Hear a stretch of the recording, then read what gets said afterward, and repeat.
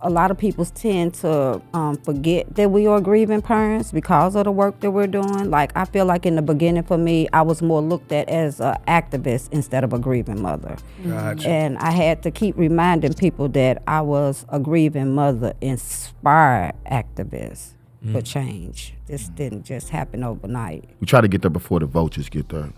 We both went through the same thing, so we understand this world. Yeah. People can come in and hijack your love when you don't even know what the hell going on because you're so gone in this. And you got people building foundations up under your loved one name, getting funding, saying that they family members got GoFundMe's, all this type of stuff. So we really want to say, I want to say, when you're going through, kind of get around some people that they are genuine, because everybody see this number or this dollar sign and they lose it. That everything that's supposed to be what I'm looking for, morals are gone out the window.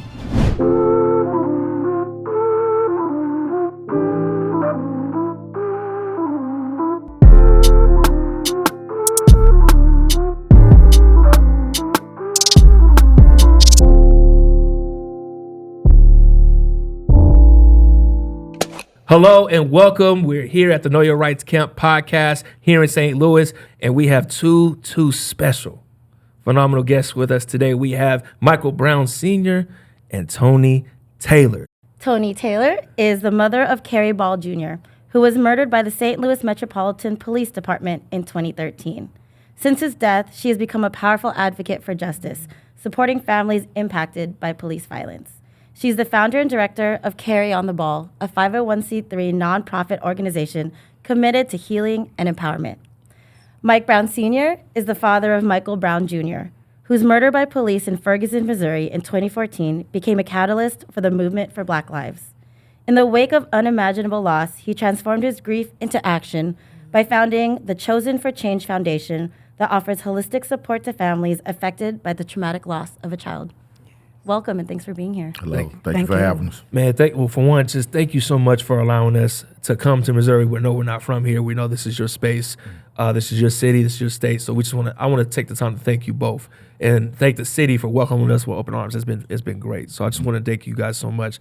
And on the heights of your work, definitely want to have, because you both have organizations, you both started supporting families impacted by police violence. Can you both tell us about those organizations, like a little bit more deeper? Yes, my organization works with police impacted families to help them empower themselves and take the skills that they learn back to their cities and state and implement them. Like in 2023, I had an empowerment retreat where I gave out the police toolkit books in hopes that everybody could go back home to their city and state and defund the police. In 2020 here in Missouri, we were able to defund the police of $4 million, redirecting that money back into the community. We just tried to shoot for that again in 2023, putting it into the 2024 budget, but they didn't bite. We wanted $8 million this time.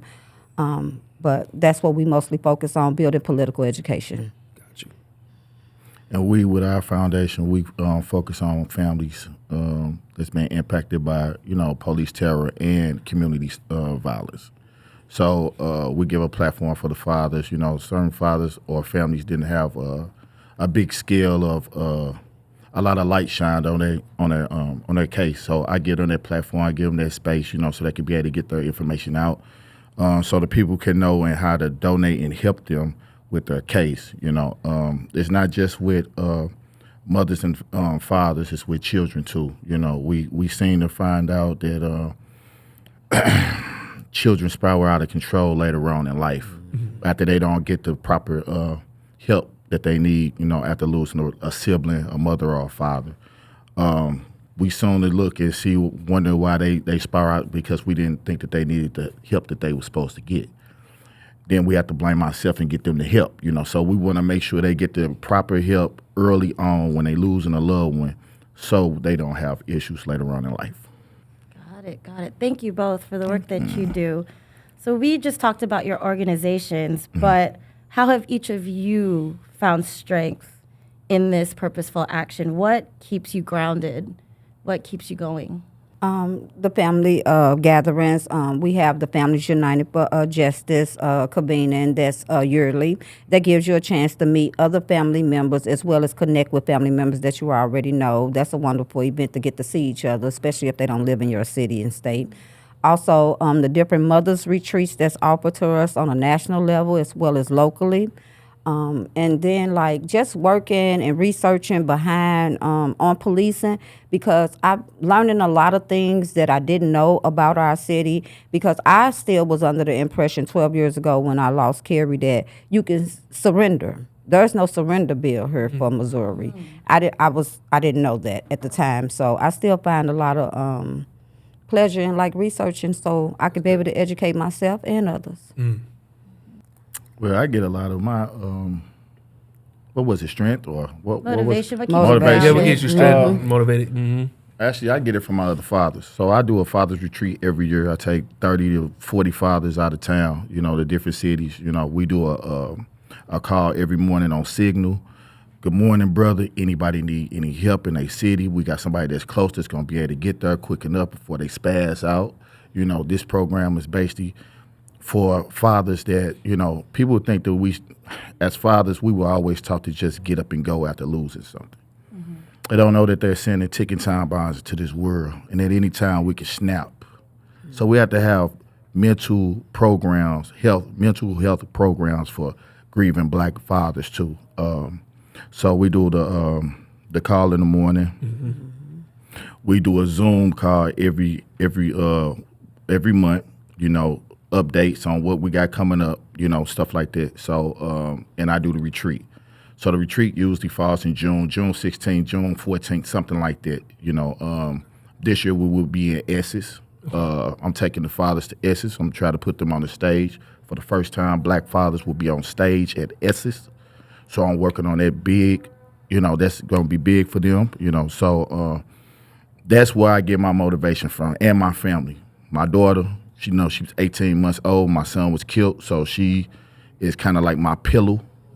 So my wife, the rest of my kids, but I get a lot of my strength from the other fathers, because we pull each other. So then, Mr. Brown, I have another question for you. This is directed towards you.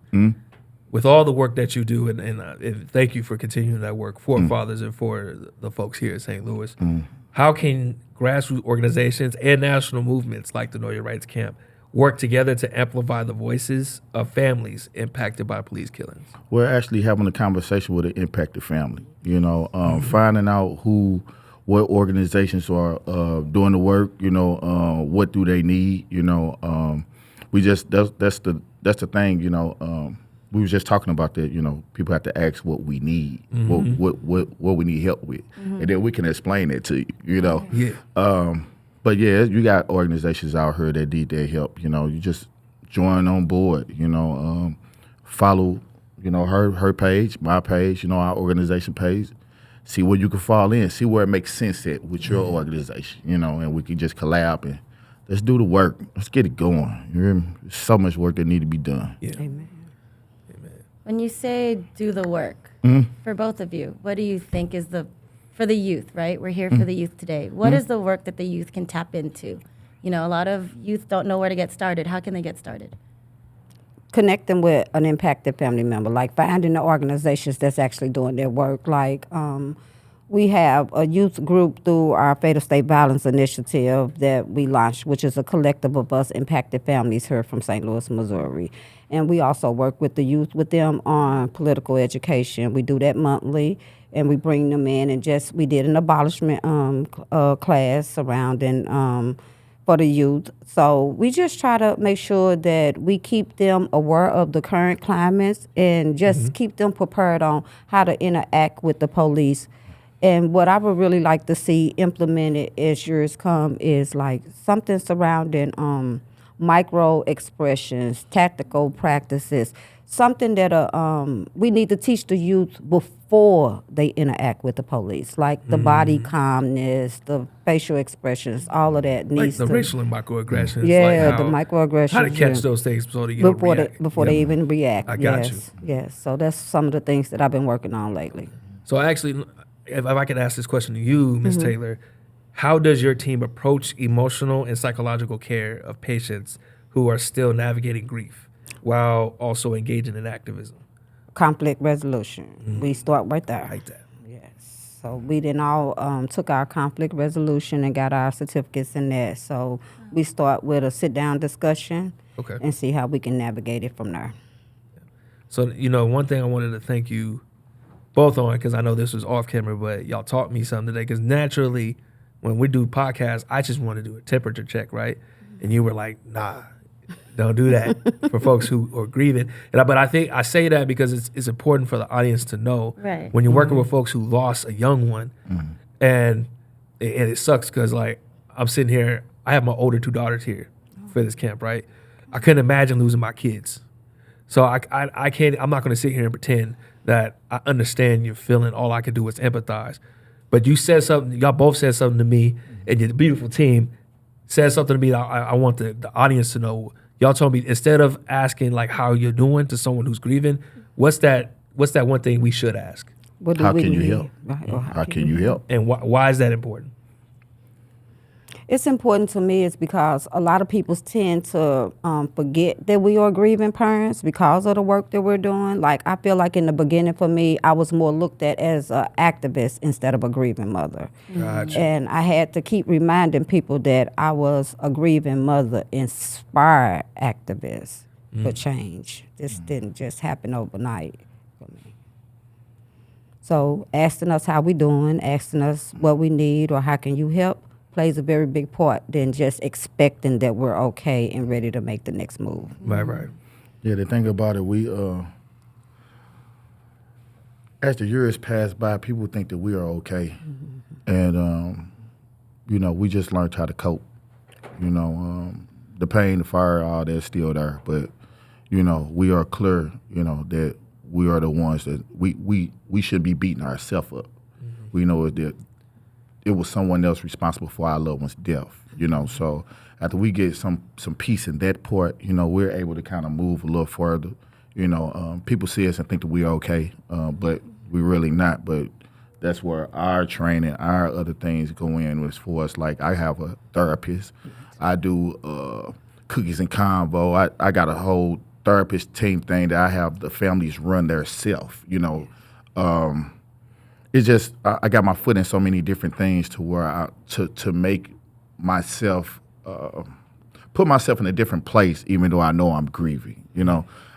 That thing right there. You can keep telling yourself something, and you can just believe it for the rest of your life. But I want to heal. Right. You know what I'm saying? So by me saying I'm grieving, I'm traumatized, I'm throughout, you can keep telling yourself that, and you can live in that for the rest of your life. I'm not trying to live in that. Right. So in the place that I'm in, I'm better. I'm able to accept different language from people and not be upset, but don't want you to say it to the wrong person that just got in that fight. Right. They won't know how to they won't know how to receive that, And the only thing we're saying is,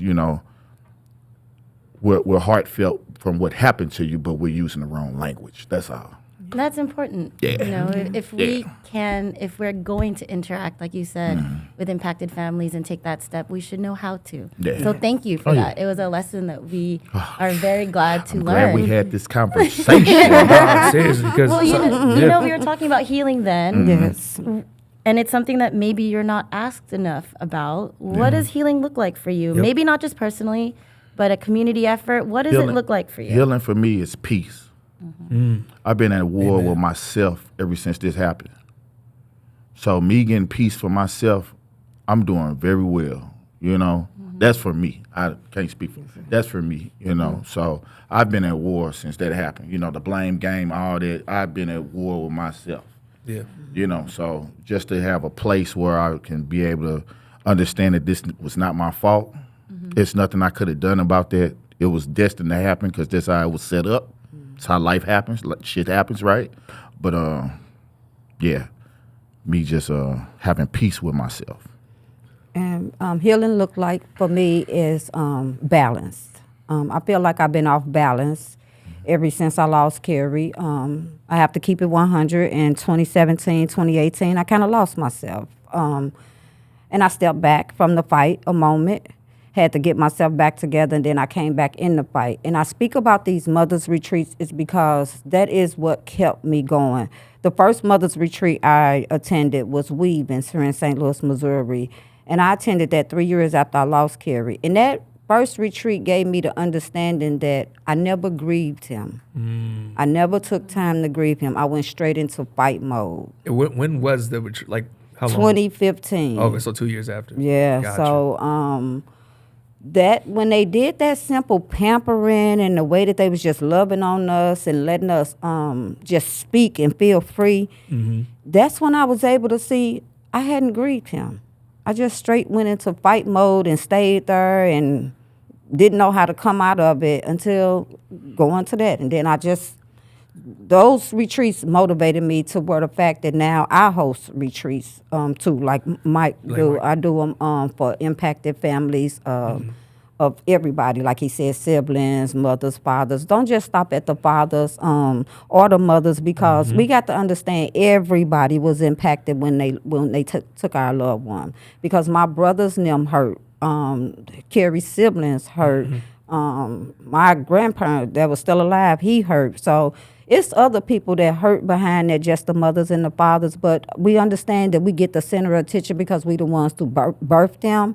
But that's one of the reasons why our organization has been launch a program up under an umbrella of us called SET, and that's going to be a siblings program. It's called SET, Siblings Empowering Together.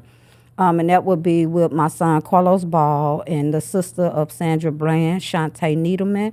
And they will be leading that, and that will be something that they will be running. So I don't know their mission and vision as of yet, because that's not going to be my baby. So I'm going to just let them flourish with that, because I'm thankful that my kids were older when we lost Cary, but that didn't take away me having to still watch them hurt. Again, I just want to thank you both. This was a powerful conversation. And I'm always happy to learn something. So I'm naturally just a student, still a student myself. It made me think like, oh man, just like having the conversation with y'all, even just how I approach people, want to be more mindful than just generally asking, you know what I'm saying? And even though I definitely want to know, don't want to trigger anyone. So I just want to thank y'all for that, for one. And the last question that I have for you all, till this day, there are families still hurting from having to deal with police violence, right? If you could speak directly to a family who is just beginning this painful journey, what message of hope or guidance would you offer to them? We usually have a list when we go and meet with other families that's been impacted early on. We try to get there before the vultures get there. We both went through the same thing, so we understand this world. Yeah. People could come in and hijack your love when you don't even know what the hell going on, because you're so gone in this. And you got people building foundations up under your loved one name, getting funding, saying that they family members got GoFundMe's, all this type of stuff. So we really want to say, I want to say, when you're going through, kind of get around some people, that that are genuine, because everybody see this number or this dollar sign and they lose it. That everything that's supposed to be, that's what I'm looking for, morals are gone out the window. It's all about self. So just get in a place where with people that can have your best interests, be able to explain to you what's up next, telling you what type of lawyer you need, making sure the family can get out, go places, still be able to live life a little bit while parents are trying to heal in this process, because you could go in a dark place. I understand the dark place spot, but just being a hip, it feel like I'm rambling because it's a lot, because we've been there, and it's just like you don't want to see that happen to another family, So it's just pray, take time out because there's no rush. Take time out for yourself because, like she said, I was pulled into Al Sharpton's they had me running. I ain't have a chance to grieve to 2019. So take time out with yourself. think. Try to reevaluate as much as you can. Try to keep the good, the right people in your life. You know, reach out to people that's being affected for guidance. You know, but first I'll take time out so you can think, because when these things happen, we can't think. It's just go. It's either go or I'm just put in this cave and I can't get out. And you come to find out it's other people running your loved one's life, and you like, what? I didn't tell them to do that. Yeah. You know, so it's all about, I guess, taking a step back, getting the right people in place, maybe researching. Yeah, I make it sound easy, but I guess it's just like you just have to have the right people in your place, in your corner, you know, because it's not easy. I make it sound easy while I'm saying it's not easy, you know. I definitely would say they could reach out to the Michael Brown Senior Children with Change organization. We got you, baby. Right on, Mike. For me, I would say, like Mike said, be patient with yourself. Pray a lot. Talk with God. Get in that space where you do take that time for yourself, because when you have too many people around you, it's so much going on already that you can't process what's happening. You don't need too many people in your ear. When you do get to that place where you're ready to like take whatever stand it may be, whether you go on a healing journey or you may go on a fight journey, reach out to that therapist. Reach out to, like what Mike said, somebody that's already experienced this. And keep those genuine people around you in a great support system, and take that time to research, because everything that they put on the news and everything that they may put in black and white is not what you may find to be black and white. Because as I was fighting my case for Cary and I spoke about that surrendering law, I tried to fight against that.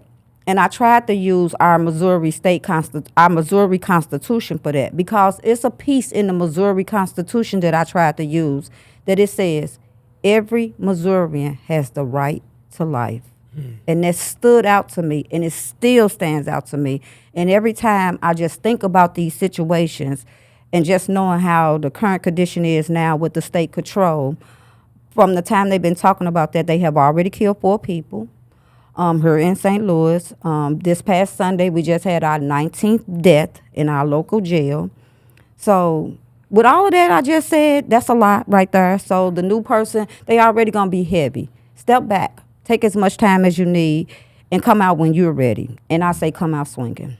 Thank you. Thank you. No problem. Thank you Thank so you for much. having us. No, thank you so much for being on the podcast. D, anything you want to say before we officially wrap up? No, like I said, thank you. Thank because you. I think what gets lost in all the strength is understanding that you are people too. Yes. Right? And honoring those who have passed, we also have to honor those that are here. So thank you. Thank you. So thank you all so much. Deeply appreciate you all again.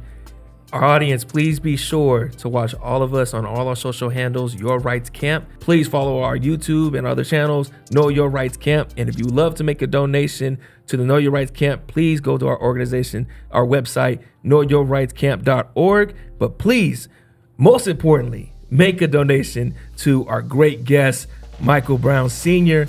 and Toni Taylor. We'll catch you next time. Thank you.